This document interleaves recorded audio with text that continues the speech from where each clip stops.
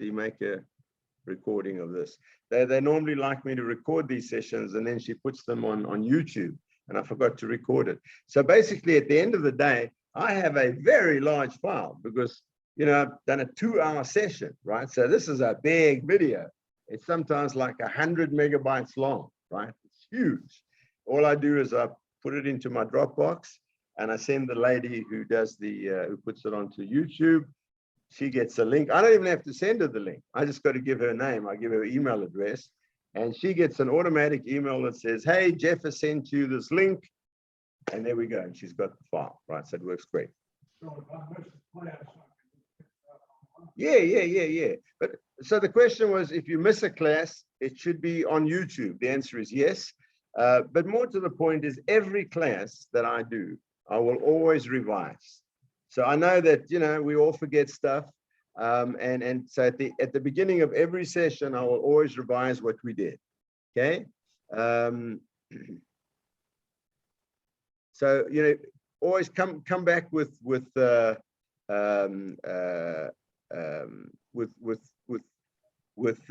questions, you know, from the previous session, and you know, I always will go over what we did in the previous session, because you got to reinforce it and reinforce it. It's like learning to drive.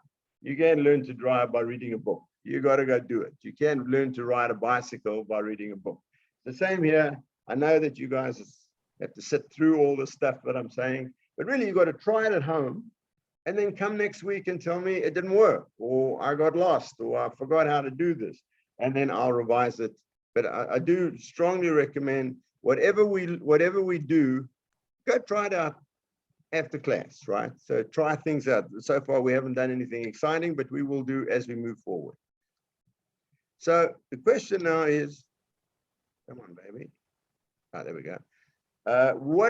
What really are these devices? You know, what are the differences? So first of all, we'll start with the things that are very, very similar, right, between the iPad and the iPhone, and to some extent the Mac computer, although I'm not going to spend much time on the Mac computer. So the first thing, of course, is we need to power the device up, and everybody will know this, but there's some tricks of the trade that you may not know.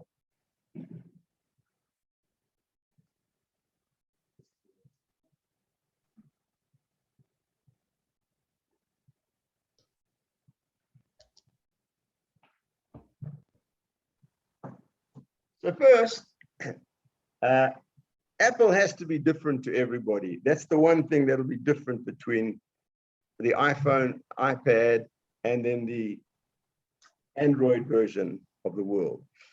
So what we've got these days are these cables, and this is called a lightning connector.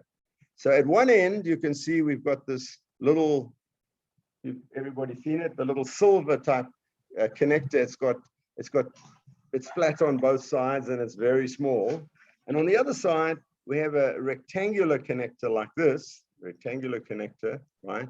And this is called what's this called? You know what it is? Plug. Huh? Not called a plug. This is called a plug. It's called a USB. And it doesn't matter what USB stands for, it's not relevant. And the good news is, until a few years ago, until maybe 5 years ago, everything had a different plug. So every computer's power plug was different.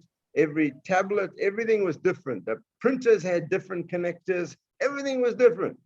Suddenly, literally only in the last 5 or 6 years, we got this universal. The U in USB stands for universal. So this can be used for anything, for printing, for power, whatever, for transferring data. It works great, right? The Android that you've got, Josephine, won't have this little connector on the end. Its power will have exactly the same as the USB, just a smaller one, right? So, yes. In fact, let me get one for you.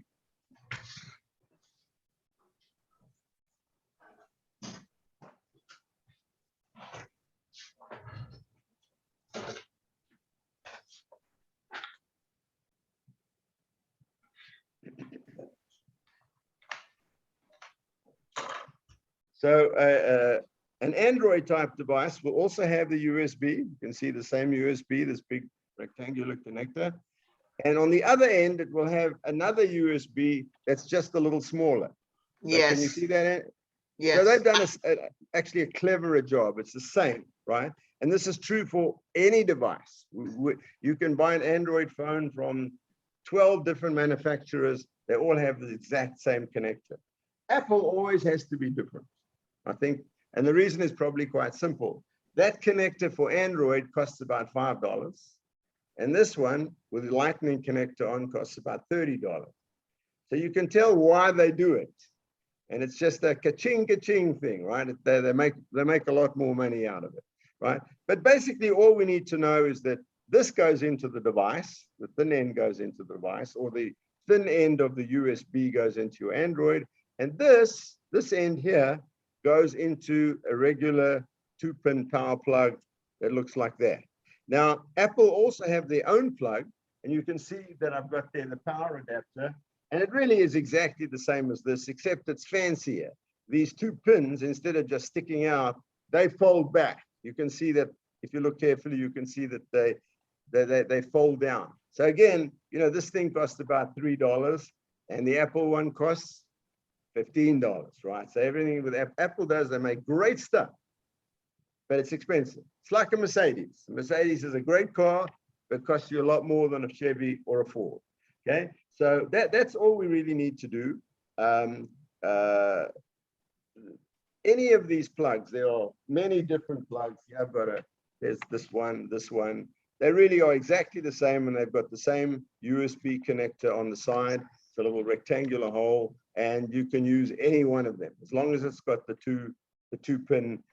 So these two are very, very similar. Well, they're made by different manufacturers. It costs a couple of dollars each.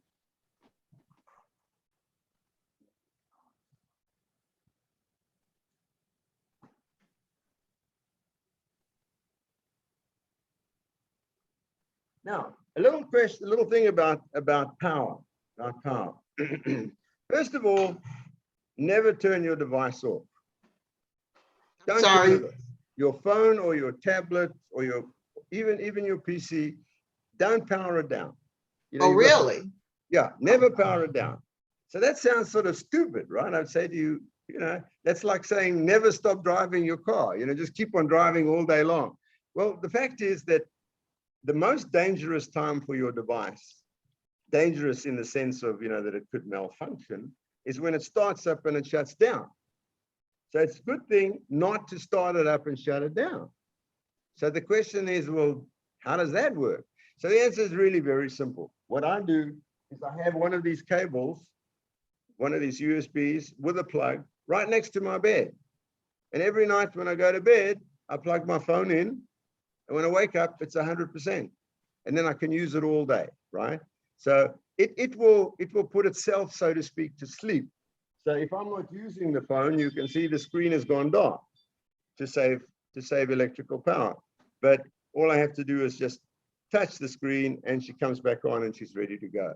There's no need ever to power it down, right? So if you power it up fully at night, even if you do a lot of phone calls and stuff on your phone or your tablet, it will make it through the day very easily, right? Normally when I go to bed at night, I still got 15–20% in the battery. You know, so it never actually runs out of power, and I never turn it off. Yes, sir. Is there a fire risk? The question is there a fire risk when you've got the thing plugged in? And the answer is no. The current is so small, you could stick your finger in there if you wanted. You wouldn't even feel it. It's a very tiny current because, you know, the battery is so small. It's not like a car battery. You know, the big car battery could shock you, but the battery in your phone will not shock you, right? Now, some phones a few years ago, some various forms of phones, I don't remember if it was iPhones or Android phones, I cannot remember, did catch fire from time to time. But that had nothing to do with the charging. It was some fault that would happen in the battery, and the battery would get really hot and then it could start a fire, but that doesn't happen anymore. The federal government, you know, jumped on them because of that, and it was just for a short while. It was some manufacturing problem in the battery. So basically the answer to the question is no. And so the other question you say is, well, you know, if I'm going to sleep for 8 hours, that's a long time for it to be plugged in. It may, you know, it probably charges up in 1 hour or 2 hours. It doesn't matter. it's not like a, you know, if you have a pitcher of water and you put it under the faucet and you turn on the faucet, eventually what happens? It's going to overflow, right? Once it gets filled up, your phone or your tablet, once it fills up, once you're 100%, it just stops charging. It's got a little bit of intelligence, a little brain. So it doesn't keep on charging until it sort of blows up. It stops at 100%, right? So there's no problem with leaving it plugged in at night and only never turning it off, right? I never turned my phone off. I don't remember when I last turned it off, probably many months ago.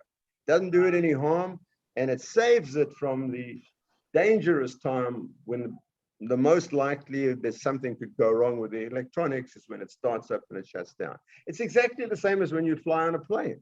While you're flying at 30,000 feet, there's almost nothing that can go wrong. I won't say nothing, but almost nothing. What's the dangerous time with a plane? Taking off and landing, right? So if you could stay at 30,000 feet for the whole journey and never take off or land, it would be very, very much more safe, right? But the takeoff and the landing is the dangerous time. Here with a phone or a tablet, powering it up and powering down is the dangerous time. So a good bit of advice is never bother. You're not going to save anything by turning it off, and you could actually potentially damage it. The chances that it will get damaged by powering it up and powering it down is very small, but it's not a zero. I just don't do it. There's no need to do it. I always have enough battery. So, yeah, I charged up my phone last night, and right now I still got 80%, right? I still got 80%. So Jeff, Yes, ma'am. what about the laptop? I always cut my, I always shut it down. So are you saying I should put it on Yeah, don't sleep? shut it down at all. Right. Now, that said, there are the only times I would ever shut the device down, especially like my phone, let's say I'm on a long journey in my car, right? I'm driving to New York. It's going to take 12 hours or something, and I'm starting to run out of battery. Maybe I forgot to charge it last night, and I want to have it, or I'm on a plane trip. I'm going to London on the plane, and I forgot to charge it up, and now this damn thing's starting to run out. Then I might power it down so I would have enough power when I got to the other side. But mostly, I don't even bother to do that. So normally, even when I do a plane trip, my phone is fully charged. So when I get to LA or New York, it's still just fine, right? It's powered up. The laptop, I never power it down either. But a laptop has one extra thing that the tablet and the phone don't have, both the Mac and a PC. If you just close the top, if you just close it. In the old days, it was a very dangerous thing to do. I remember it happened to me one time, or it's a power fail. The power failed in the old days before you had batteries, or something went wrong, you could lose all your work. And it happened to me one time. I'd been working for about 4 hours. The power failed. I hadn't backed it up. I hadn't copied it to the disk, and I had to redo all that work. I had to work till about 4 o'clock in the morning to recreate my report. Shame on me. I learned a hard lesson that time. That doesn't happen anymore. So the operating system, Windows and Mac, is much cleverer now, that as you work, it's saving your data all the time, even if you don't save it. It's making a copy for you. So it can always get it back up to the last minute or so if the power failed. Sorry, let me just finish this thought. So when you are finished working, when I'm done working, either just leave the thing. You can leave the screen on. If it's plugged in, it's using so little power, it doesn't matter. Or what I do is I just close the top, and then the operating system puts itself to sleep. Oh. So it's still running. It's Okay. still running, but it's kind of snoozing, right? And when I come in the morning and I open it up, it takes about 10 seconds and it's right back where it was and ready to go. Whereas if you turn it off, depending how fast your computer is, it can sometimes take a minute or two to restart, right? And these days, who's got a minute to waste, right? We can't stand around for a whole minute while the computer starts up. It's got to be faster. So it's not even worth doing it. Either leave the thing running, your laptop, or just close the top and it'll be ready to go in the morning. But when you open it up in the morning, you don't have to restart all your programs that you were doing. They're all right there in the memory, ready to go. So if you were typing a document, you can go right back to the last word that you typed. when you lose a Microsoft Word project you're working on, if you don't Back it up. Yeah. What about it? Well- don't you have to save it? Well, the question Bill has is, if I'm working on Microsoft Word, which I can do on a Mac or a PC, and I don't save it, have I lost all my data if I close my computer or if the power failed? And the answer is no. These days, all these programs like Microsoft Word and Excel and so forth are saving your data all the time, even if you don't save it, right? They're making a separate copy. So if you then restarted it, it would say, you didn't save it last time and I've got a backup. Do you want to revert to the backup? And most times you would say yes, and you get the backup, the automatic, but you might lose the last minute or something of what you had done. But within the last minute or two, it would have saved the data. It's a miracle. It is a miracle. It would have saved me a lot of time that I learned the hard way, literally, that I was working so hard on a long report. I just forgot to save. I was busy typing away, my mind was going at 60 miles an hour, and then bang, the power failed. Ooh, shoot, I've lost it all. It was all gone. When I Yes. started my computer up, Word said, I don't know nothing about that document because I went to sleep and I've just woken up again. But that's another reason also not to turn it off, because then it just stays in the memory, right? So when you close the top of the laptop, everything is still running. It's just sort of like a bear, bear in hibernating in winter. The bear's not dead. He's just asleep. Or when we get into bed at night, we aren't dead, but we're not moving. Yet, of course, when you wake up, instantly you can get going again. That's a good thing with your computer. So don't turn off your laptop. Don't turn off your phone. And just make sure always that it's fully powered. That's the important thing, right? We're all dependent on electrical power now. If you go to the airport, you see people sitting on the floor with their phones plugged into the socket because they run out of power. That never happens to me, because when I get up in the morning, it's always at 100%. My tablet or my phone and my computer. So I leave the computer plugged in. So here's my computer's cable, right? Here's my computer cable, and it's plugged in all the time, right? And when I close it at night, it's still running. So it's still using electricity, but a teeny amount of electricity, just like, when we're asleep, we're still living, but our body is not using up all the energy like it does when we're running around during the day. It's sort of quiesced and gone to sleep. Okay, the question is, what about a lightning strike? Okay, Yeah. that's a good question, right? That's a good question.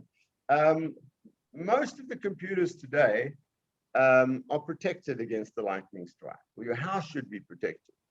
But it is entirely possible. Now, lightning strike on your house happens very, very, very, very seldom, right? But if it did, it could fry all the electronics in your house. It Yes. could fry your microwave ovens. It could fry, if you have a big enough current surge, right? It would fry everything, and it could fry your computer. But, I've been doing this for 30 years and, knock on wood, haven't had a lightning strike. Right. But if you're in an area where you have a lot of lightning, let's say you live in Florida, the lightning capital of the world, all you have to do is you get a power strip. You know what a power strip is? Where you got plugs that you can put in, and you got the three pin. You get a special kind of power strip. It's a little more expensive. It's got a lightning protector in it. So it basically, all it's got is like a piece of wire in there. And if you get a massive surge of current, the wire breaks, right? And instantly breaks that little piece of wire, and it stops the current from going into your computer. But for most of us, they're not worth the trouble. But you can literally go to Amazon. You can get a power strip that you plug your phone or your computer in that is actually protected against not only a lightning strike. You could get a surge in your house. Something's gone wrong with the electrical supply, and instead of getting 110 volts, for a very short time, you get 1,000 volts comes through. That would trip off your plug. It would trip it, kind of like exactly like the trip switches in your house, right? That prevents damage. So you won't die if there's a power surge. It instantly cuts out. Those little plugs that you've got in the house, in in the breaker boards. They've got breaker switches. That's how a breaker works. It's just got a tiny little thin wire. And if you put a huge amount of current in, it just melts the wire and bang, it's cut the connection. And it does it fast enough that it won't damage the computer. So touch wood, as I say, knock on wood, in 40 years, I've never lost a computer due to a power surge or a lightning strike or whatever. But if you are worried about it, then I would just buy one of those surge protectors. They cost $30 or $20 or something. They're not even expensive. Okay, so that was a long story about a relatively short topic, but most people don't know this. Most people I know turn their phones off at night and turn them back on in the day, or their computers, their tablets. I'm saying don't bother. Now, if you do, if you want to turn it off, no big deal. It's probably not going to do it any damage. It's just that, you know, I've become too impatient. I can't wait in the morning. My computer used to take 5 minutes or 7 minutes to, you know, from power down to back up and working. I'm too impatient. I can't sit for 5 minutes anymore. So by just closing it and opening up again, or always leaving your phone on, I never have to wait for this thing, right? I just press the button and she's instantly ready to go. And it's sitting quietly next to my bed. The only one thing I do at night with the phone is I turn the sound down to 0, because if you're getting emails or something or texts that come in the middle of the night, it goes bing, bing, bing, bing, and it wakes you up. But other than that, there's no point in turning it off. There's no advantage to turning it off. So Jeff, yes, if for some reason you're down on you to almost 0, and you start to you know, you get to start powering it up again, should you not use the device while it's being powered up? Is there a danger? Oh, you can use a device while it's powering, certainly, absolutely. Okay. Right. Okay. Right here, I've got my iPad and I have it plugged in. It's actually charging up right now, but there we go, ready to go. Okay. And she's ready to go. Okay. But she is charging as we speak. You can see the cable in. So you certainly can use it. Obviously, if you're using it, it's going to use some of the current. So if you write down at 0, there's not much point in trying to use it, because it'll put 5% in and you'll use up the 5%, right?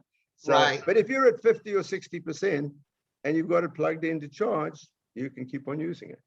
Yeah. Okay. And one other questions about the operating. I have an old laptop, very old, and I'm still using Windows 10. So is there an update that I should be doing? Nothing wrong with Windows 10. Windows has had an upgrade to what is called Windows 11, right? But so far, Windows 11 don't do nothing for me that Windows 10 didn't do, right? Okay. It's got a few fancy schmancy things that I don't even need, right? Okay. And for some reason, Microsoft have now, Microsoft always used to provide you with the software, with the operating system. They didn't care whether you bought a Hewlett-Packard computer or a Lenovo computer or whatever, right? Now, with Windows 11, they say you have to have a certain latest model computer, otherwise you can't use Windows 11. Okay. So believe it or not, this laptop that I'm talking to you on right now is about 5 or 6 years old. So is mine. I'm a cheapskate. You know, the same with cars. If my car's going, do I need to buy a new car? No, right? So my laptop works like a dream. In fact, if I bought a new one, it would probably give me trouble, right? So I have an older, and actually I cannot upgrade to Windows 11. So I'm a power user, as they call us, right? I know a lot of stuff about it. And I'm on one generation back on the operating system, but basically it makes no difference, okay? Okay. Windows 10, and they're going to support Windows 10 for at least another 4 or 5 years. So in 4 or 5 years' time, when my computer if it's still running, when it gets to nearly 10 years old, then I'll buy a new computer. Right now, you don't need to buy them. Right. Okay, So let's talk about them. First of all, on every phone, you have what is called the home screen.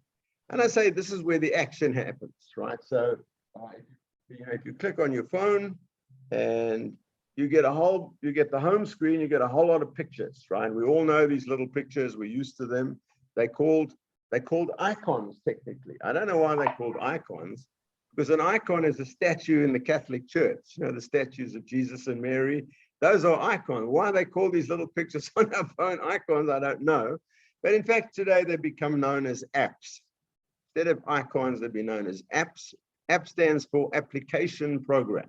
So it's a program that has a specific application. It does something for you, right? And it's full of these little pictures, right? And each icon is in fact active. So we know if we look at that screen over there, we look at the screen, each of these is like an active part of the screen. We can touch it, we can put our finger on it, and it will do something. Do you have a question? Right. All of them have a specific function, and we'll talk about it as we move forward. So in fact, this was the really ingenious idea of the iPhone. I remember, like I said to you, when Steve Jobs, in fact, it was really interesting. Steve Jobs stood up back in 2007 at a big conference, and he said, I'm going to show you 3 new devices today. One does phone calls, one plays music, and one can show movies, videos. So everybody's excited, 3 things. And then he brought out the iPhone and he said, this is all of them, right? Because sure enough, you can make phone calls, you can show movies, and you can read books and do all kinds of other things, listen to, you know, they were all in this one thing. But I remember seeing this device, and as I said to you earlier, thinking, this guy's gone crazy. There are no buttons on it, right? And that was the ingenious idea. In the old days, with computers, not so much with the phone, programs were very, very complicated. So if you had Microsoft Word, for example, Microsoft Word can do 75 different things. And you had to know how to do all 75 things. It's like the difference between driving my car and I only need to know 3 or 4 things, like how to use the wheel and the pedals and the gears and how to, you know, the street signs and so on, compared to, say, flying a Boeing 747. You know, if you ever look in the cockpit of the Boeing 747, it's got 5,000 dials and knobs and switches and so on. You think, how the heck do they know all that stuff, right? See, the answer is specialized training. And so in the old days, you really had to learn a lot to be able to use a program like Excel or Word. Comes along this idea of the icon. And now instead of each of these things doing a lot of stuff, each of these little buttons or these little apps, these little pictures on the screen, each of them only does one thing, and it does it really, really well. So if you've got this icon over here in the top left-hand corner on the screen that says mail, what do you think it does? If you touch that icon, it's going to do your email. Is it going to take pictures with your camera? No. Is it going to show you the time of day and the clock? No. Is it going to allow you to read books? No. It says email. That's all it does. But in the old days, all of that stuff might have been in one program. And you had to learn all kinds of complicated commands, do this and do that. It was great for guys like me, because people like you then needed us to teach you how to make Microsoft Word or Excel do something. Today, you don't need any of that. It's all done with little pictures, and you just click on the picture. So we've got, and the exact same idea which came from the phone is now available on the laptop too.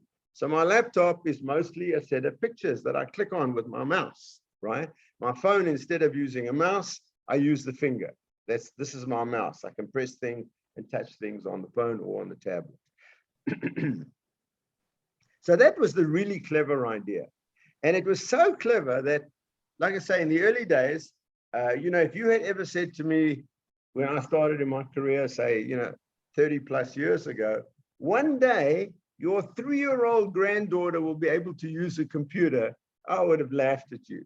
That's like saying, one day I'm going to be able to fly a Boeing 747.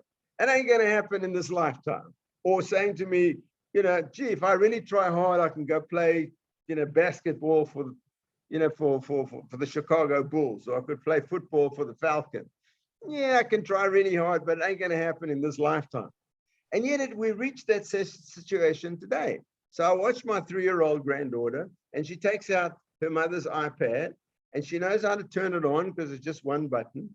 And when it comes on, she knows the picture that is her movies, and the Disney picture. She clicks on the Disney picture, and then she can find the movie she likes because there's a picture of Mickey Mouse and a picture of this and a picture of that. She presses with her little tiny finger, and bingo, the movie plays, right? She doesn't need to know complicated computer terminology.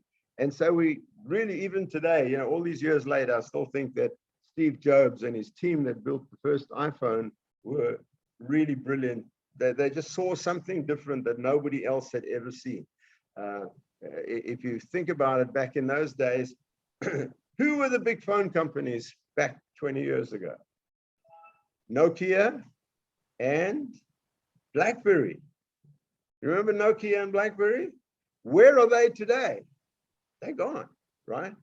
The iPhone basically ate them alive because they were still making covered wagons. They were making really good covered wagons, and Steve Jobs was making Chevys and Fords, right? A completely new idea.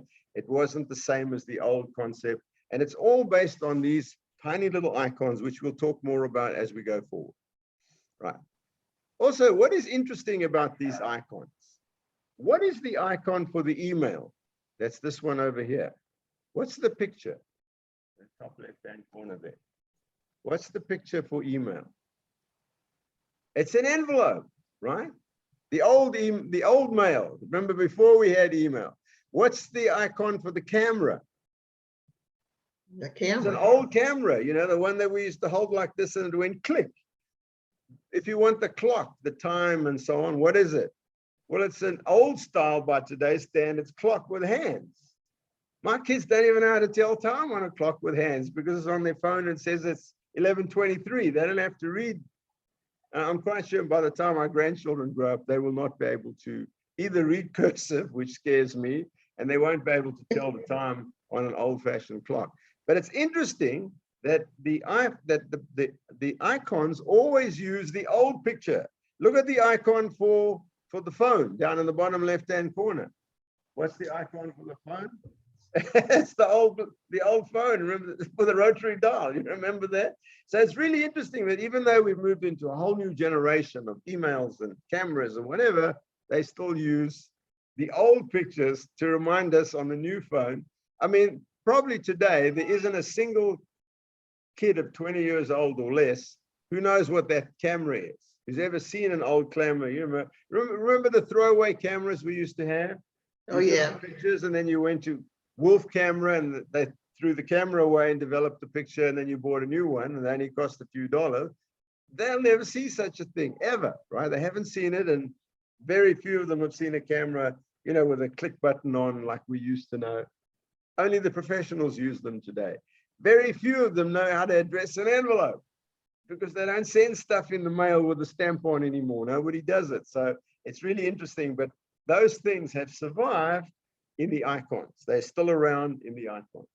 Okay, so we know, let's talk about the basic things we've got on our phone and our iPad, just to make sure we know everything. We've been through some of this already, and I do apologize. This is kind of a little boring, but as you see, there are little tips and tricks that come up all the time, like the one about the power. So of course, we've got the power connector, and on the Android, it's a USB connector, just a small USB. It's a little rectangular hole. On the iPad and the iPhone, it's that special lightning connector, but it's the same thing, right? We have a power button in most cases. It's usually on the right side. There's a button on the right side, and if you hold it down for a few seconds, you have to hold it down. It will power it up or power it down, and I've said don't bother with that at all. It's not necessary to turn it off, even at night. Just leave it running. Yeah. On the left, we usually have the volume buttons. So some phones are different. They put these things on different sides, but it's usually on the left is the volume button. So you either have two volume buttons, one for louder and one for softer, or you have a single volume button, right? Which if you push it on the one edge, it gets louder, and then you push it on the other edge, it gets softer. Somebody sent me a text.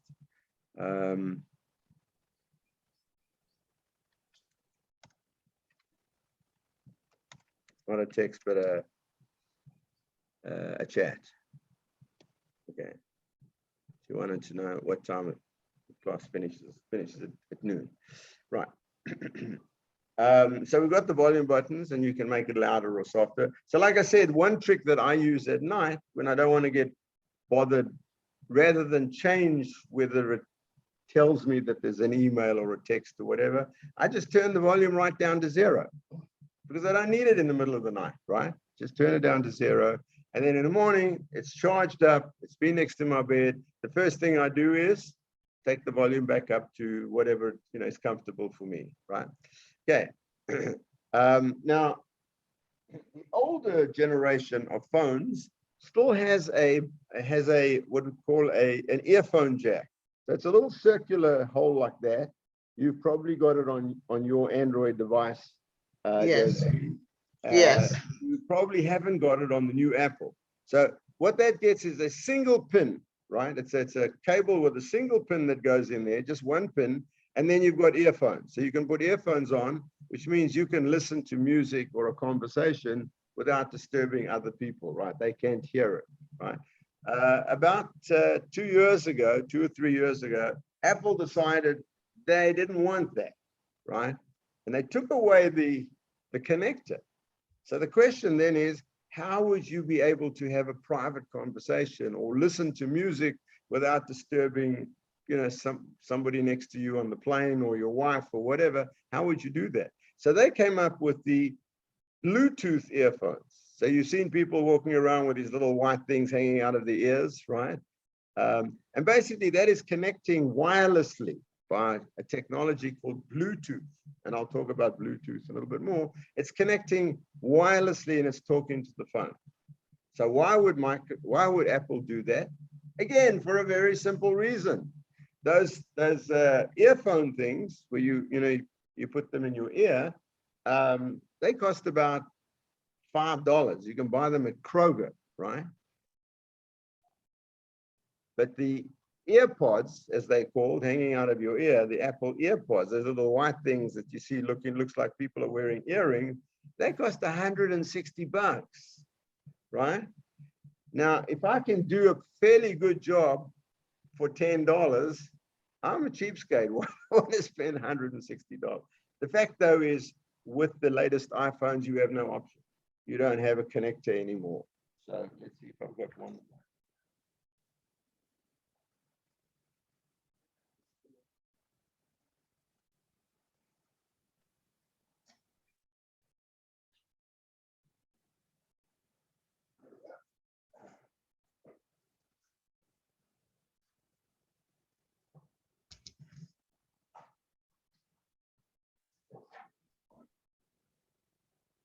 Here we go.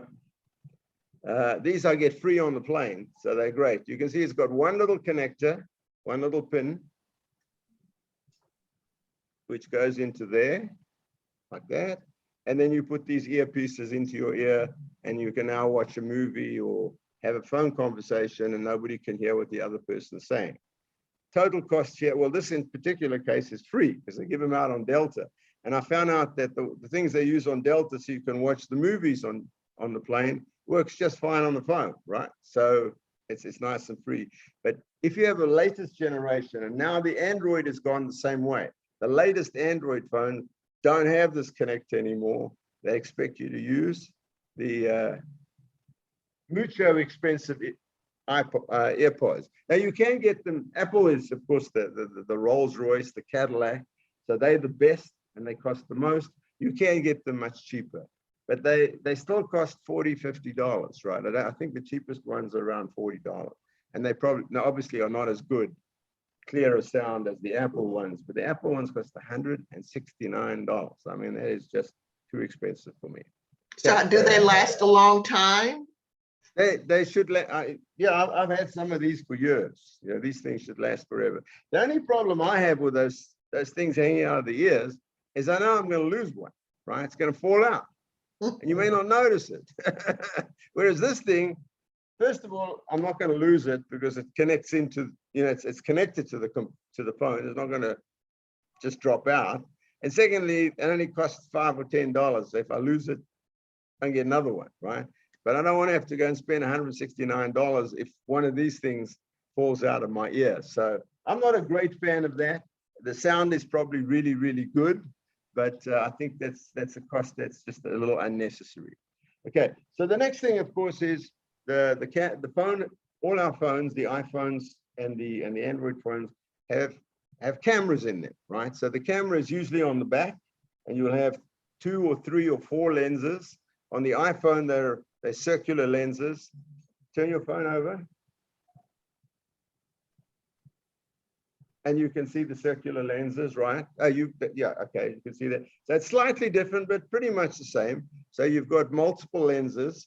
And the reason you have more than one lens is this is actually much better than the old cameras. You remember when we used the old cameras? You took 20 photographs. What could you say for sure? 3 or 4 or 5 of them you're going to throw away because they were blurred, right?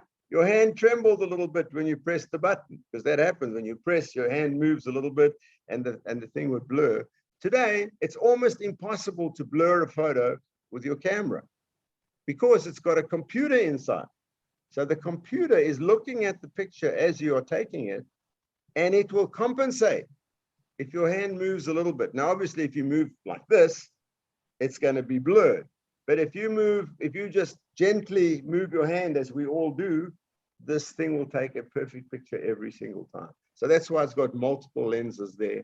And some of the newer ones have long range lenses, so you can take, distant photos of mountains and stuff like that. But that's just variations on the theme. But the real interesting thing is that the cameras came out with, and I cannot imagine what made Apple do it. They came up with 2 cameras. So there's a camera on the back for taking pictures in the normal way. And you don't have to look through a little hole like we used to do, because the picture's on the screen, right?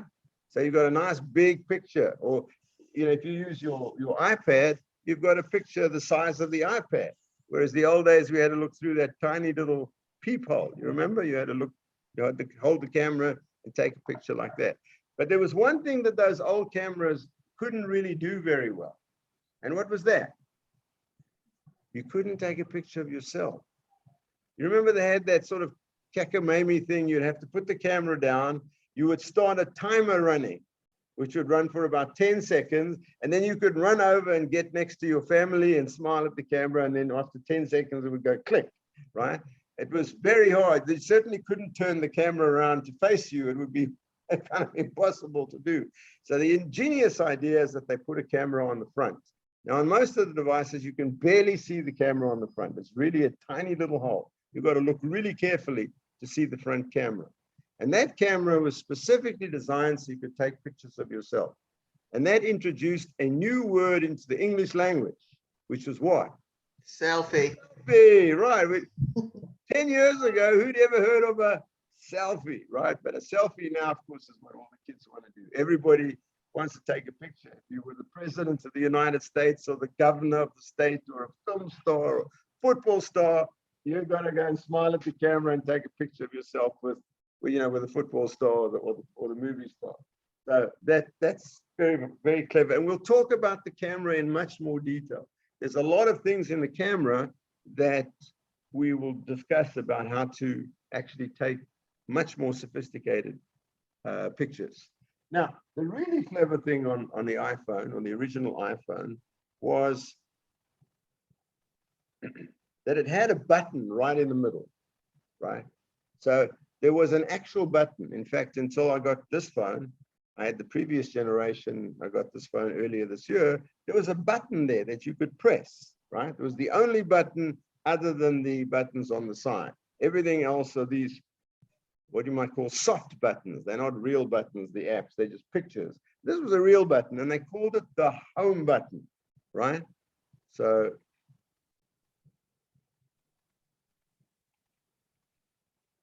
there we go. So here's a picture of a screen, and the home button, as you can see, is down at the bottom, right? This is, so if you look at my tablet, it still has a button. Can you see this is a real button, actually, that you can press, right? You see it down there?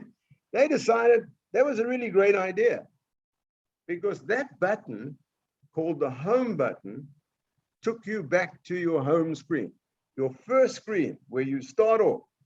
That button took you right back there. You say, well, why would I need a button to get back to the beginning? And that's the real beauty or the clever ideas that are in these phones.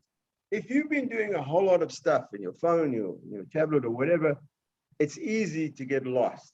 I don't know where the heck I am. I was looking at the news and then I was reading my email and then I was doing this. Now I'm totally lost. You could always press the home button and get back to the home screen, right? You remember in The Wizard of Oz, what happened when Dorothy clicked her ruby slippers? She clicked the slippers together. You remember? She went home to Kansas, right? That would be a great thing to have. You know, I was thinking about it the other day. I was driving along and I missed the exit on the 400. I was, listening to the radio in a stupor, and I missed the exit.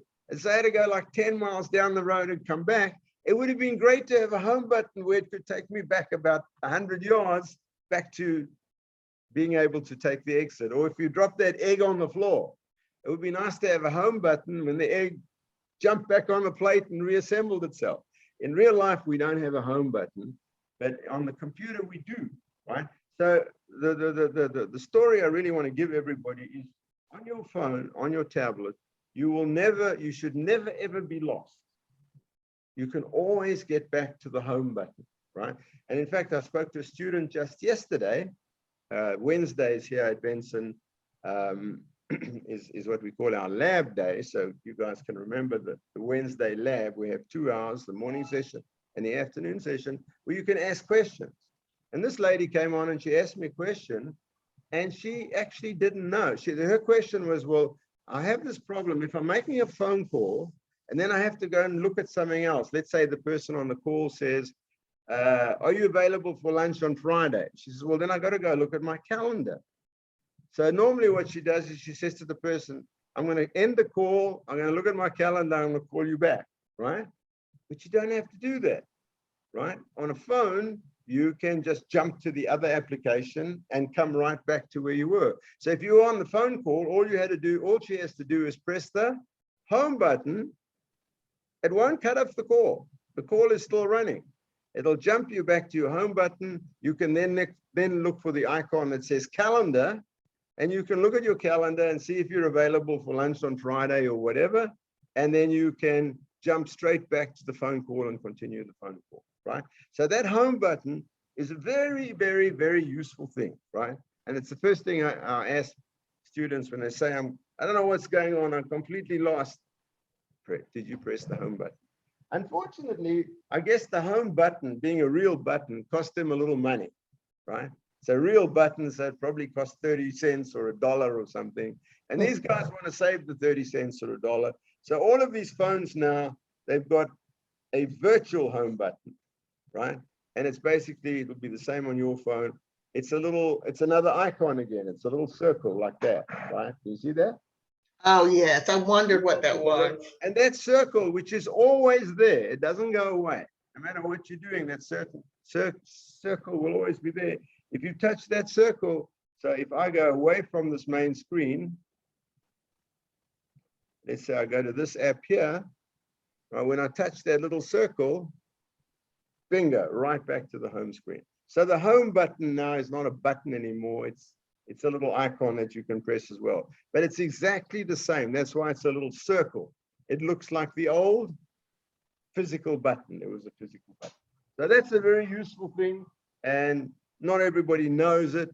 I saw that yesterday. The lady didn't know it and was really excited to know. All I got to do is press the home button. I can get back to the home screen. I can then go and do something else. I can surf the web, look at the time, look at my calendar, whatever, and then I can get back to where I started. So that's an important thing to remember, is that your phone and your tablet can do many things simultaneously, right? It can be running, there can be 10 different programs running at the same time, and you don't have to worry about it. You don't have to end the one and start the next one. And so by and large, I just leave most of my programs running all the time, right? You are unlikely to run out of memory. It's got plenty of memory in it. And so, I've got my news up, you know, if I go to CNN or whatever for the news, and I might have my Amazon up because I was shopping, and I've got my calendar open because I like to look at, you know, what I'm going to be doing today and tomorrow and so forth. And I may have my email open. They can all stay open. You don't have to close them out at all. Don't bother to close apps out. It's not worth the trouble. Where's the home button on my iPhone 11? Say again? Where's the home button on my iPhone 11? Yeah, you've got an actual button, right? Well, I don't know. Well, is it a button? An actual button like this? Can you see my screen? This is my old Samsung tablet. It's several years old now. It's got an actual button. You can see it's a real button over here, right? Right, but on this an actual iPhone button 11, that you can press, whereas in the new devices, it's just this little circle, right? See that? I don't see one on my iPhone 11. Say again?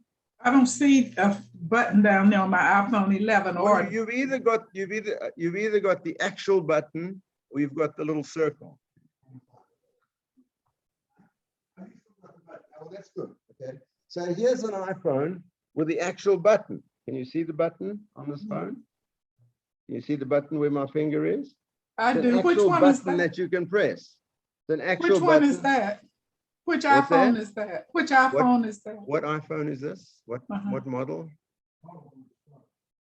Oh no, this is much later than 7.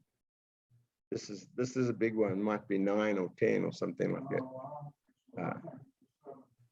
Oh, maybe a 7 Plus. So this one's still got a button, but the newer ones from the last 2 or 3 or 4 years ago don't have a button anymore. They have a little circle. So you will have one of those on your phone. I finally learned to turn my iPhone into the portrait In portrait mode. mode and push the plus button so I can close apps. Because I would have 30 and 40 apps. Doesn't matter. Well, doesn't that slow down the No, operation? no. Bill asked the question, you know, if you have too many apps open, will it slow down your phone? The answer is yes, it will slow it down, but it'll slow it down so little that you and I can't tell the difference, right? It'll make it 1/10 of a second slower. You won't notice the difference. Don't bother to close apps out. Just leave them running. Doesn't cost anything. Well, it depends. So the question is, what about use of data, right? Now, some apps use information. They use data, right? The ones that are using the phone data, right? They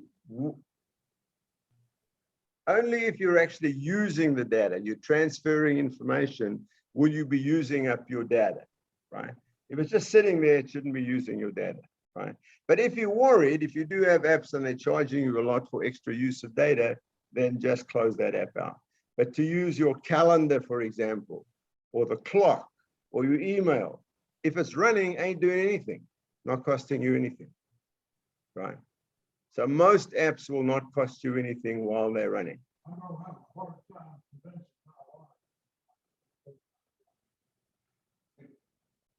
Bill said he's going to have a hard time convincing his wife not to close out apps. You know, it doesn't really matter one way or another. It's not my problem, right?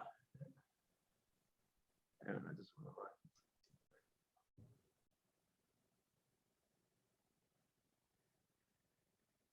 Jeff, I have a question. Just 1 second. Thank you. Thank you. Yes, sir. Go ahead with your question. Sorry, I was just writing. I had to write something down on the sign-in sheet.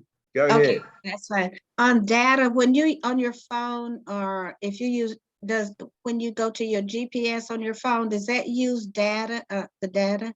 The GPS, no. Okay. No, it shouldn't All be right. using any data.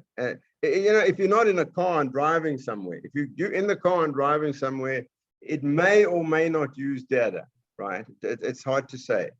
by and large, instead of using your phone data, it's better to use the internet. So for example, if you do messaging, text messaging, and you do it through AT&T or Verizon or whoever your telephone company is, they charge you for that. So every time you send a text message, it uses some data, right? Indirectly, they're charging you. They don't charge you 10 cents a message, but eventually you'll run out of data, and then they start hitting you with overcharges. But if you Okay. use the internet instead of the phone, so for example, you can send messages with Facebook Messenger or WhatsApp, those go over the internet and they don't cost you anything. They're 100% free. In fact, you can make phone calls with those. We'll talk about it in another session. I made a phone call just yesterday to a friend of mine, thousands of miles away, and we spoke for an hour. Now, if I called another country and spoke for an hour with AT&T, that would have hit me a bill of $200, right? Yeah, right. And basically, it cost me this much because I was using the internet. Oh, So okay. let me digress for a moment. The internet is kind of an interesting thing that most people don't know about. The internet came about in the 1970s, and it was designed by the Department of Defense. Bless their hearts. They actually thought about this back in the 1970s.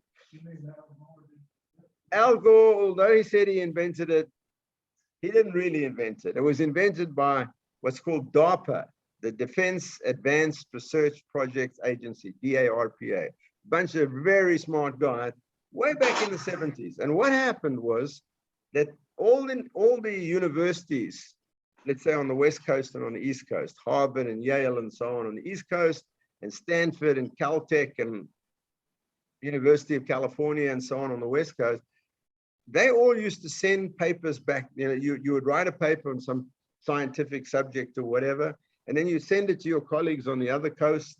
You'd have to print it out, might be, yay thick, put it in an envelope, mail it out, would take 3 days.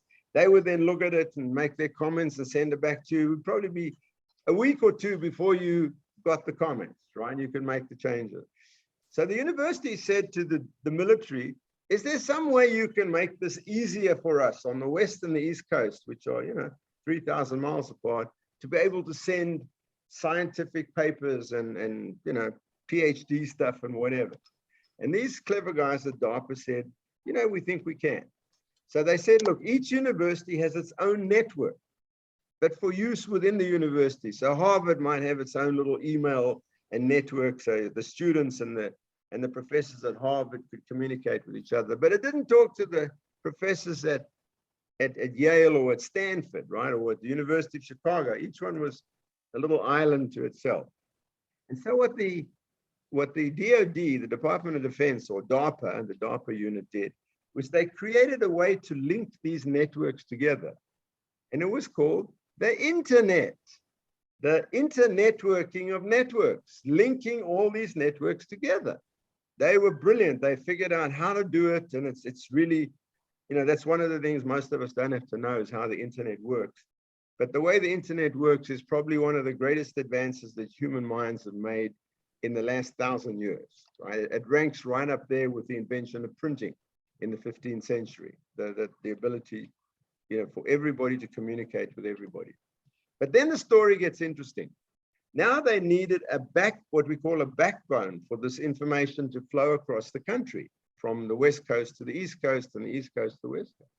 And the only people who had wires crossing the country were the telephone companies. In fact, in those days, there was only one long distance company. What were they called?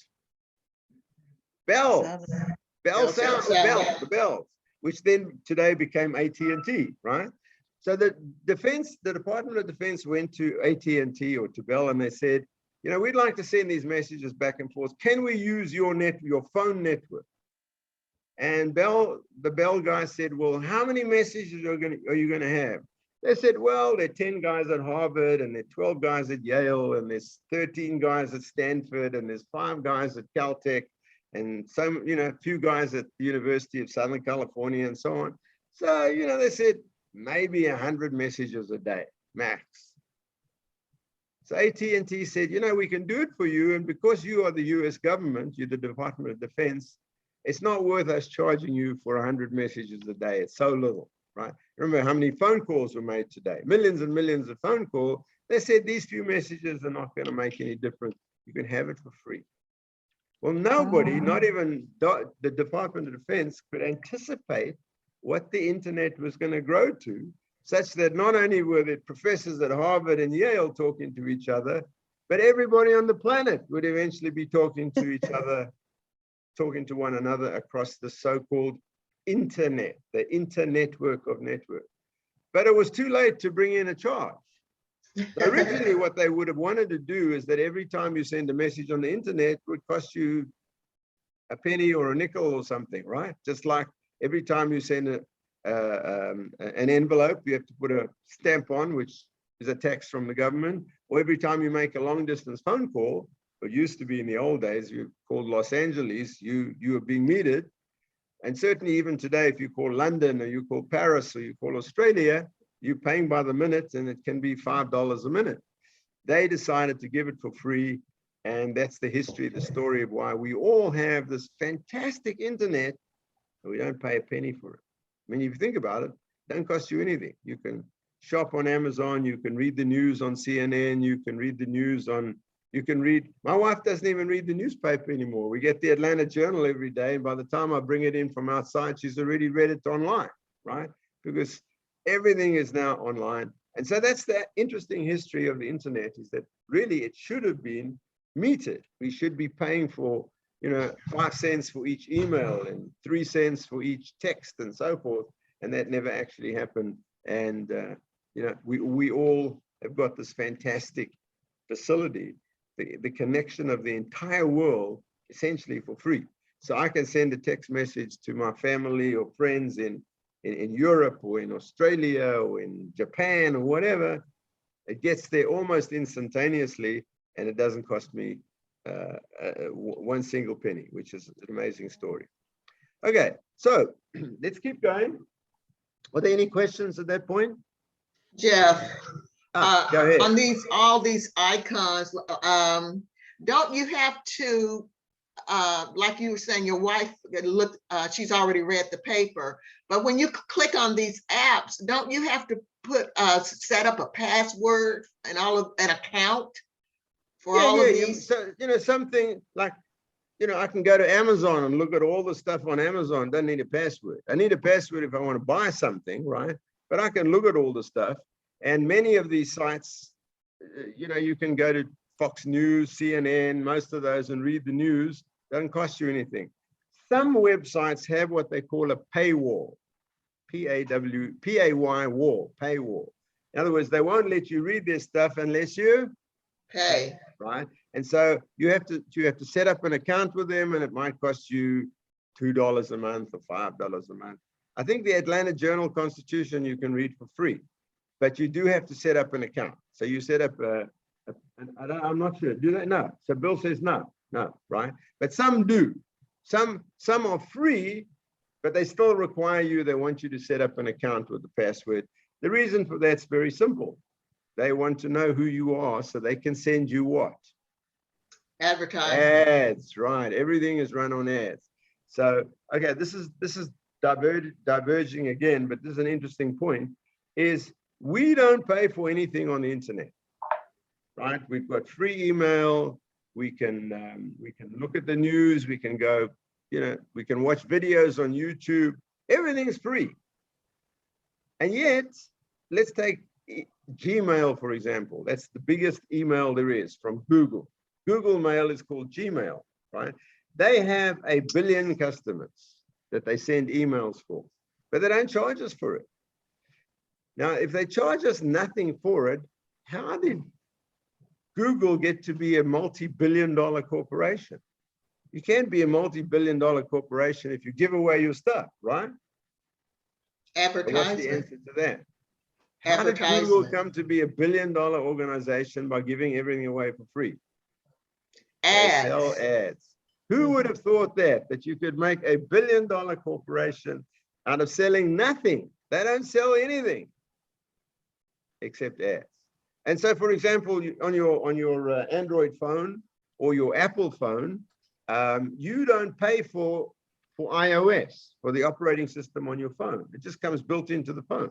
I don't pay for Android on my Android phone. It just comes built in. It's free. Now, it cost Microsoft and Google and Apple a lot of money to write those operating systems, and yet they give it away for free. And the issue is, first of all, they want you to buy the phone, and second of all, they want you to have a device that they can send you ads on. So the phone or the tablet is the greatest device ever invented for being able to send ads. And what's really interesting, again, slide aside here, what's the difference between the ads that you get on your phone or on your computer versus the old ads that we used to get in the mail? What's the difference? You know, when you used to open the mail and it always had, you know, somebody's having a sale, you know, the mall is having a sale or a new restaurant is opening. We've got all this piles of junk in the It's junk mail, we used paperless. to call it, right? What's the difference between that and today's ads? It's just paperless and it's Well, first of all, it's instantaneous. paperless, so that saves a whole lot of money, right? Because in the old days, if I was having a sale in my store, I had to go have somebody print, you know, 10,000 flyers for me. And those flyers cost me, you know, 50 cents a pop, right? So 10,000 is $5,000 down the drain, most of which people are going to throw away straight in the round file. What's that? Well, no, we come into that. More to the point is, and this is the reason why Google is $1 billion corporation. They can target the ads. So by watching what we do, Google and Apple and all these guys have a pretty good understanding of who we are, right? So let's say whenever I go to Amazon, I look at men's shoes. Well, what's that already? And that's what I do every single time. When I look at shoes, I look at men's shoes. I don't look at ladies' shoes. So what does that tell Amazon? I'm probably a guy, right?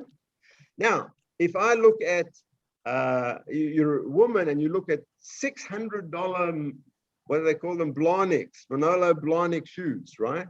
Those are the shoes you look at. And the dresses you look at are $1,000 a pop and so on. What does that tell Amazon? Well, A, you're a female, and B, You have probably money. pretty well off. You're not a poor person, right? You're buying $600 shoes. Or if I look at watches, I can look at cheap Timex watches for 25 bucks. Or I look at Omega and you know, those fancy schmancy watches that cost $5,000. Well, if I'm looking at the fancy schmancy watches, they get to know what your economic status is. They also, from when you order stuff, of course, they know where you live. So if you order something from Amazon, they know you're in Atlanta and Sandy Springs or Alpharetta or College Park or wherever you are. So they know where you are. So they know a whole lot about you. And you'd be amazed how much they know about it. So what's the point of all that story? Because now they can target the ads, right? So if I have let's say I have a ladies' shoe store. Say I have a real ladies' shoe store in the mall and I want to have a big sale. Well, who do I want to send the ads to? I don't want to send it to the guys. It's a waste of money in most cases. I want to send it to the ladies. I have a ladies' shoe store.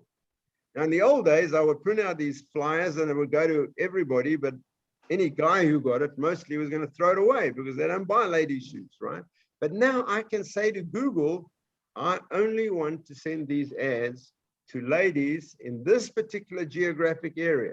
If I have a store in College Park, Atlanta, I don't want to send my ads to somebody in New York. It's a waste of money. They're not going to buy anything from me.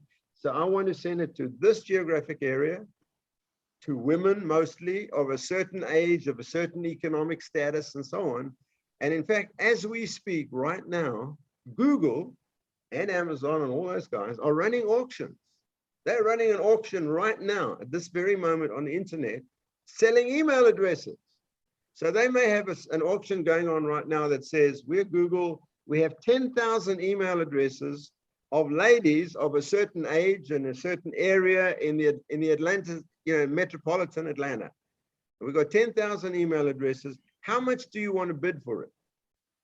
And I've got a store that sells lady shoes, and I happen to be in Atlanta, and that's pretty, those are the ladies that I want to get to. I will say to Google, I'll bid 10 cents for each email address. So there's 10,000 of them.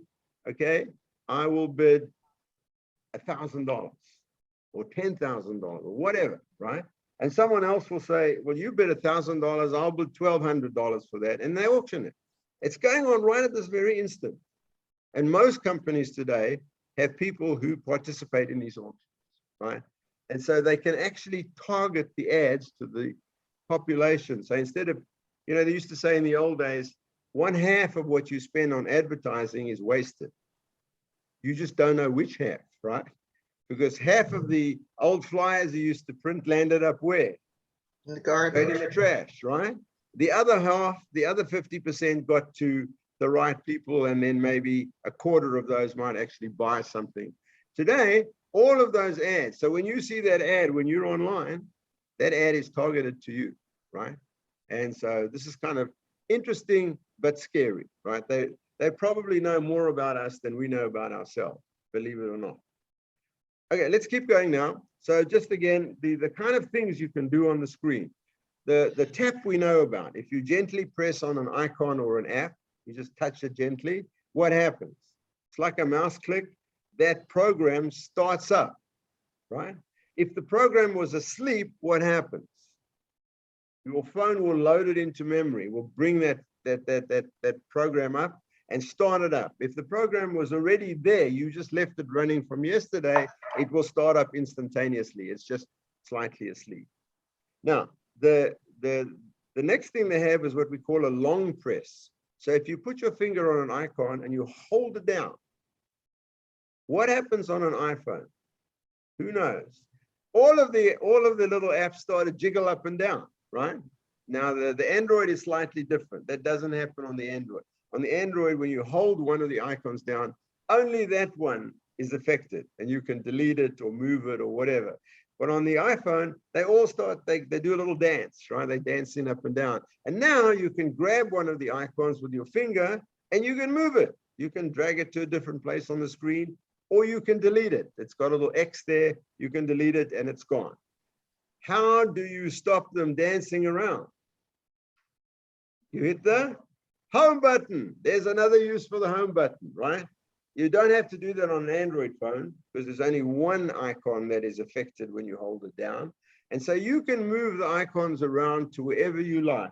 So on my phone, it's taken me a long, long time, probably a few years, to get the icons exactly the way I want.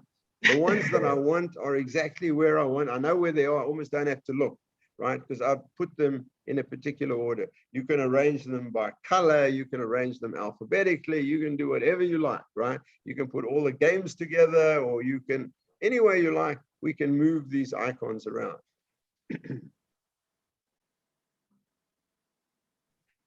We also have a swipe, right?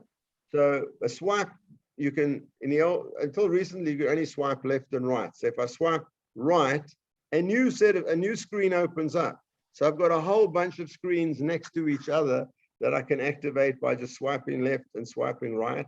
And so that's like turning the page in a book, right? I can turn the page there and turn the page back. And of course, at any time, if I can get back to my home screen just by paging. What's a quicker way to get to the home screen? Just hit the button. Home button, right? And there we go, right? So there's always more than one way to do something, right? On your Android phone and your Apple phone today, you can also swipe down and swipe up. So if you swipe down from the top, you get a new set of instructions that you can give to the operating system. We'll talk about that in another session. So Jeff. Yes. On all of these icons, for instance, I just opened up this new tablet.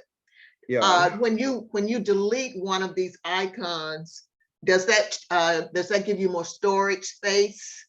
Okay. So the question is, if I delete one of the icons, does that give me more storage space? The answer is no. Because when you delete the icon, you haven't deleted the program. The program is still in the memory of the computer. It's just not taking up space, not taking up real estate of the icon. If you want to get rid of the program and save that memory, you have to do that through the operating system, right? Okay. Through the apps. And we'll talk about that. Remind me when we come back next time, we'll talk about the difference between just deleting the picture, the icon, and getting rid of the app completely. So I've got a few apps that somehow they were installed on my computer and they're a pain in the butt. They keep binging me and, you know, sending me messages and junk like that. I don't want it. So it wasn't to save space. I'm just tired of that stupid app. So I would uninstall it. So you've got the difference between getting rid of the icon, which is just taking the picture away, and getting rid of the app itself, which is called uninstalling. So when you uninstall an app, it's gone, and then you are getting your space back. In most cases, unless you have a very old phone, you have so much memory that uninstalling an app is not going to make a hell of a lot of difference. You know, it's like you got $1 million and you're going to save $1. You know, yeah, saving $1 is a nice thing, but if you got $1 million, saving $1 doesn't make a lot of difference. You see that? But if you've only got $10, saving $1 is a big deal. So it depends on how much memory you've got. The latest generation of phones of the last 3 or 4 years have got gigantic amounts of memory. And so it doesn't make any difference whether you uninstall an app or not. Earlier phones may not have as much memory, but it's unlikely that uninstalling an app is going to make a lot of difference, right? So last point then, on, you know, on these asides, if you're running out of memory, you start getting these messages and then Apple wants to sell you more storage for $3 or $4 or $5 a month. A much cheaper way is go and delete photos. Photos and videos are what really use up your memory, not apps. So if you have, let's say you have 20 videos on your phone, videos that you took at weddings and whatever, right? You got 20 videos.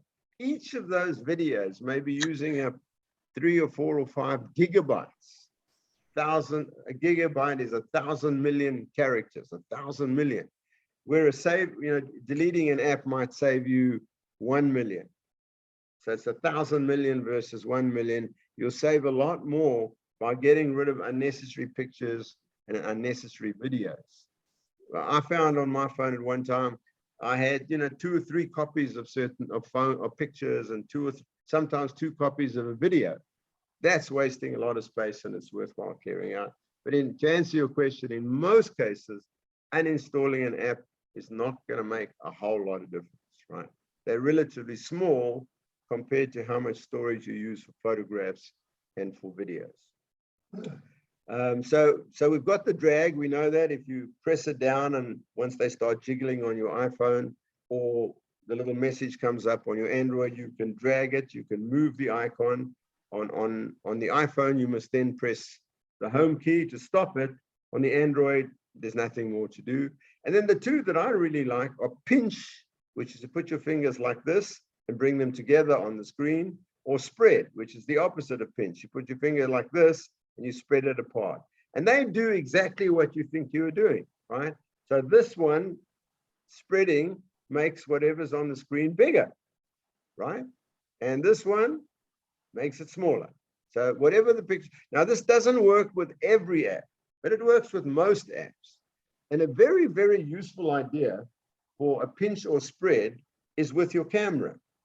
So if you take your camera and you know with the camera, if you look at your camera, you got your camera running, you can make the picture bigger and smaller, just like that, right? So that's very useful if you're taking close-up pictures or whatever. The picture will get, as I do that, the picture will get, I can make it smaller or I can make it bigger. You can see it getting bigger, right?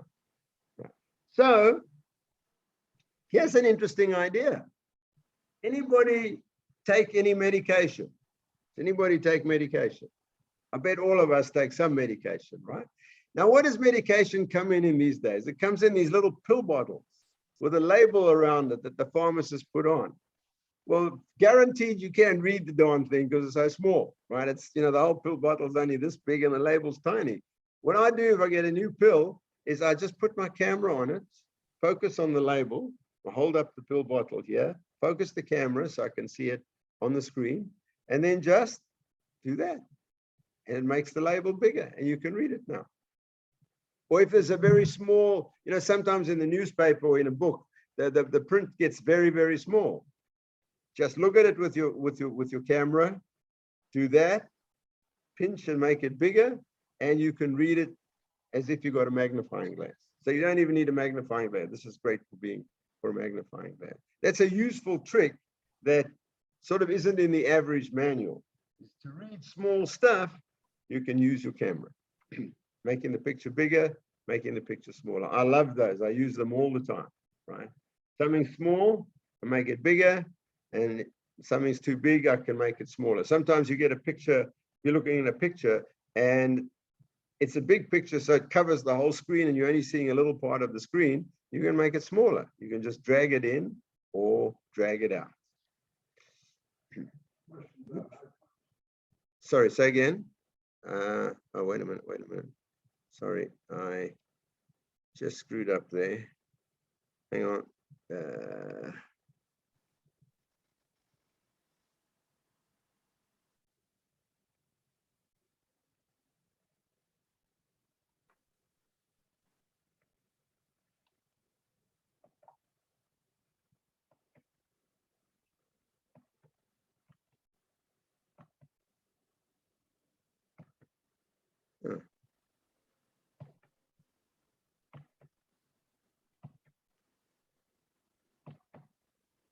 I don't know what's going on here. Ah, there we go.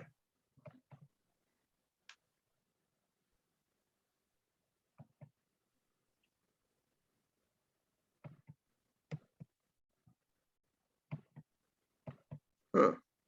That's weird.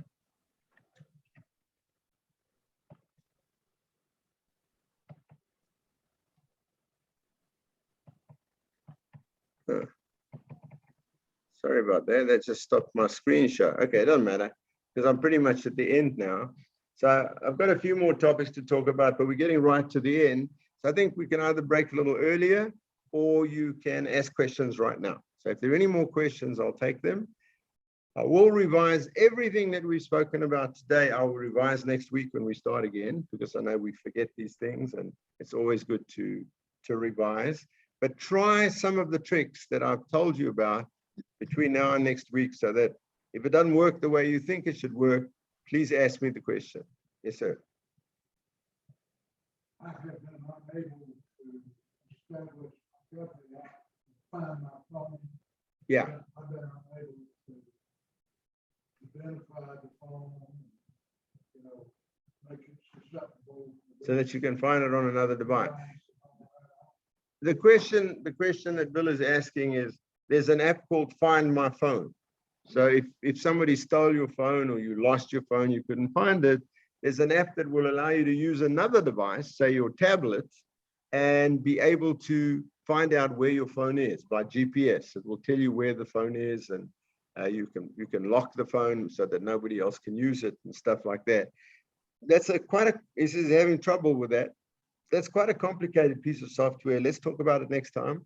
Okay, don't forget to try not to use your phone between now and then, and just remind me when we do next time. But the question of losing your phone, I lost my phone this morning. I wake up half asleep and I put my phone down somewhere, and 20 minutes later, I searched the whole house and I can't find the phone. What's the trick? The trick to finding your phone, not to use that software, if it's just in the house, is just phone your phone. Exactly. Go to another phone and call your phone, and then, I hear the thing ringing. It was in the bathroom or somewhere, right? You have the phone ringing. So we'll talk about find your phone, which is.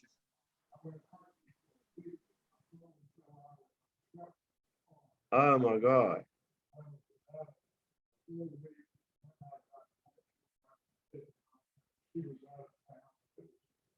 It's the problem is it's not a phone anymore. It's part of us, right? It's like you're part of your right hand. Yeah. They're using an app called that you purchase to guide people on the Appalachian Trail. Like water sources. Oh yeah, great. Right. You used to carry a guidebook on pages Right. Now they're using this stuff. Right, right. He's saying that, you know, when you used to walk the Appalachian Trail, you used to need a guidebook that was 3 inches thick, and now it's all on your phone. The same as in the planes. If you, well, you're not allowed to go into the cockpit anymore, but in the old days, if you went into the cockpit of the plane, the pilot and the co-pilot had these massive manuals. They were like 6 inches thick, and they had multiple ones of them. They used to carry a big case with them. You'd always see the pilots with their big case, and it had all their manuals. And now all of them have got iPads, and it's on the iPad. So, and my doctor, I went to, well, not a new doctor, it's my old doctor, but they sold their practice. So now they're part of a much bigger group. And instead of filling out a form when I got there, they gave me an iPad. And you think, well, it's high time that we were able to do that, right? Instead of wasting so much paper. So if there are no more questions, please try some of the things that we've done. I gave you the email address, jeff.kalwariski@gmail.com. Please don't hesitate to send me an email, but do remember to mention it's the iPhone, iPad class, and I will send you a copy of the slides. Jeff, Yeah. one last question. Yeah, Yes, sir. okay. Yes, ma'am. On this, on my tablet, I guess Yeah. all of these icons that are default, they're already there. For instance, it says assistant. So can I just press on very- each one? Can I Yes. just press on each one of these icons to Yeah, see yeah. what it's You've about? got it's an Android phone, right? It's an Android tablet. Yes. Tablet. So the same thing happens if I'll get my phone here. So here's all my icons. So there's a bunch of icons. So if I grab any one of them and I hold it down, then this little menu pops up. Can you see the little menu there? See the little menu that pops up? Yes. Right? And the menu says remove, it's got an X, uninstall, it's got a trash can, and select. And then there are a few other things you don't really care about. If you hit remove, see that one there? It says remove. Then it takes the icon away, right? That's it. The icon's gone. If you hit the trash can, it uninstalls it. It's gone, right?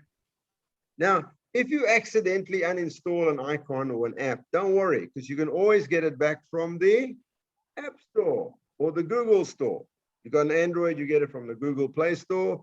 If you've got an iPad or an iPhone, you get it back from the App Store, the Apple App Store. They call it the App Store. So you can always get them back if you accidentally delete it.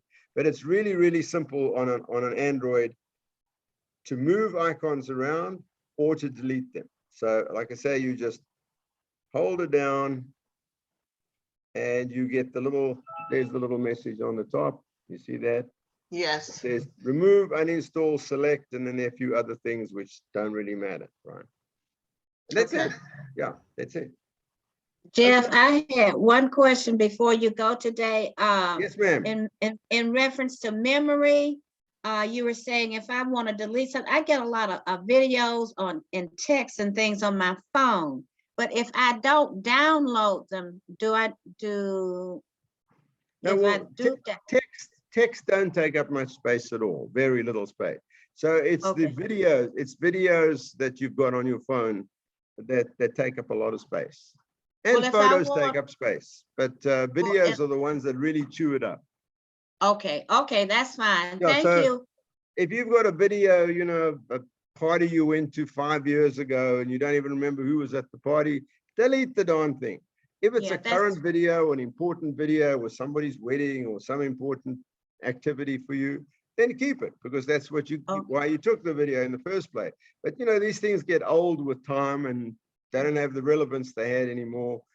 Get rid of it. Look through your photos and look for obsolete photos that you don't want anymore. There might be pictures of a tree or something and you don't need it. Or you may have four copies of the same picture of your grandchild or your sister or brother or something. We all do that. We take multiple copies. Well, if you've got 4 photos, you only really need 1. If they're all more or less the same, delete 3 of them. That will save a real amount of space. But That helps me. Thank you. Text messages use, teeny weeny bit of space. They're hardly worth it. So the emails, if you've got bunches of email. Now, emails can use up a lot of space. Okay. Now, you can keep a lot of emails on your phone or your tablet, but I've seen people who got 10,000 of them, right? That's not a good idea. That's really chewing up space. So what I do is just did it yesterday. I go look at my deleted emails and I clean it out.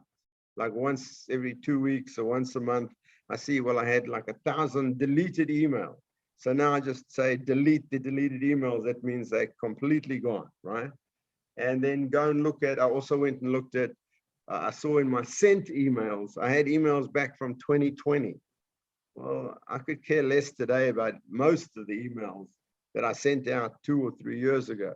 So I went and deleted most of those. That will save you a little space. That will save space. And that's where the email company often want to charge you for if you've got too many emails, right? That's where they want to charge you. So you can save a lot of money in that respect on space by getting rid of junk. And we all have a lot of junk on our phone. It's really easy to accumulate photographs and emails and junk like that. Get rid of it. Getting rid of apps generally doesn't save a heck of a lot, right?